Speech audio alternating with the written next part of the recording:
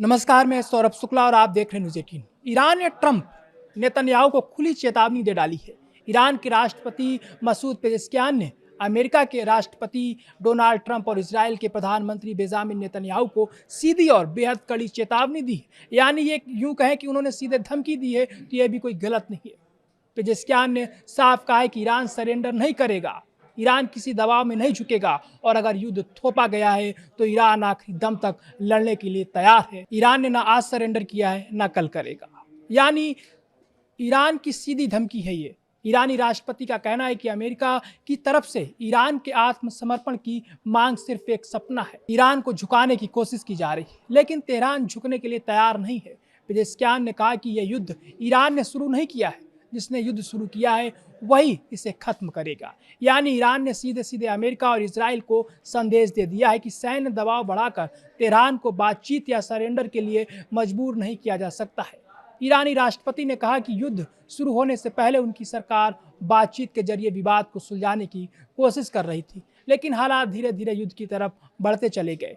अब पेजेश्कियान का दावा है कि ईरान के विरोधियों को उम्मीद थी कि लगातार सैन्य हमलों और दबाव से ईरान के भीतर हालात बिगड़ेंगे, सरकार कमजोर होगी और देश बिखर जाएगा। लेकिन ईरानी राष्ट्रपति के मुताबिक ऐसा कुछ नहीं हुआ। उन्होंने दावा किया कि इतने हमलों के बावजूद ईरान आज भी एक मजबूत देश के तौर पर खड़ा है और यही वह संदेश है जिसे ईरान अब अमेरिका और इजराइल तक पहुंचाना चाहता है। दबाव डालोगे तो ईरान टूटेगा नहीं, बल्कि और मजबूत होकर सामने आएगा।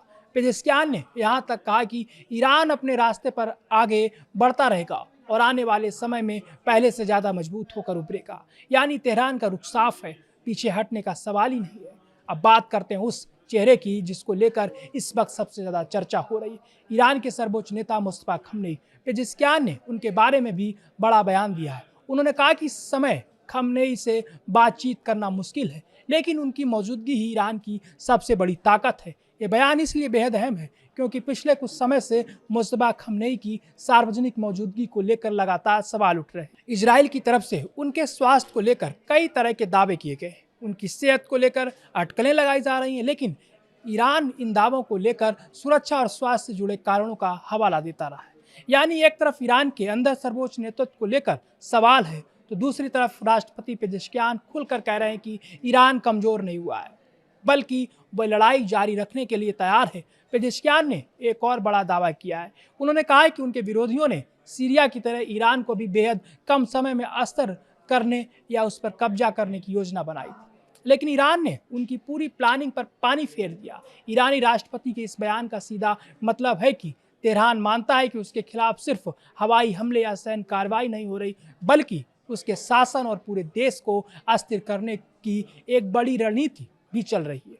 लेकिन ईरान अब जवाबी तेवर में है, ना सरेंडर, ना पीछे हटना, ना दबाव के आगे झुकना। पेजेश्कियान का संदेश बिल्कुल साफ है कि अगर अमेरिका और इजराइल ये मान रहे हैं कि लगातार सैन्य दबाव से ईरान घुटनों पर आ जाएगा, तो उनकी यह सोच गलत है।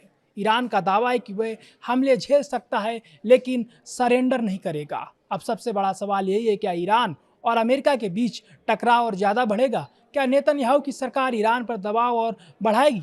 और सबसे बड़ा सवाल, अगर ईरान पीछे हटने को तैयार नहीं है और अमेरिका भी अपने रुख से पीछे नहीं हटता, तो इस टकराव का अगला पड़ाव क्या होगा? क्योंकि पेजेश्कियान के बयान ने एक बात तो साफ कर दी है, ईरान झुकने के मूड में बिल्कुल नहीं है। तेहरान कह रहा है कि युद्ध उसने शुरू नहीं किया, लेकिन अगर युद्ध थोपा गया तो उसका जवाब देने से वह पीछे नहीं हटेगा। और अब निगाहें अमेरिका और इजराइल के अगले कदम पर, क्योंकि इस वक्त सिर्फ दो देशों के बीच बयानबाजी नहीं हो रही, ये पूरा पश्चिम एशिया एक ऐसे मोड़ पर खड़ा है जहां एक छोटी सी सैन्य कार्रवाई भी हालात को और ज़्यादा खतरनाक बना सकती है। ईरान की चेतावनी साफ है, दबाव बढ़ाओगे तो जवाब मिलेगा, लेकिन सरेंडर नहीं मिलेगा।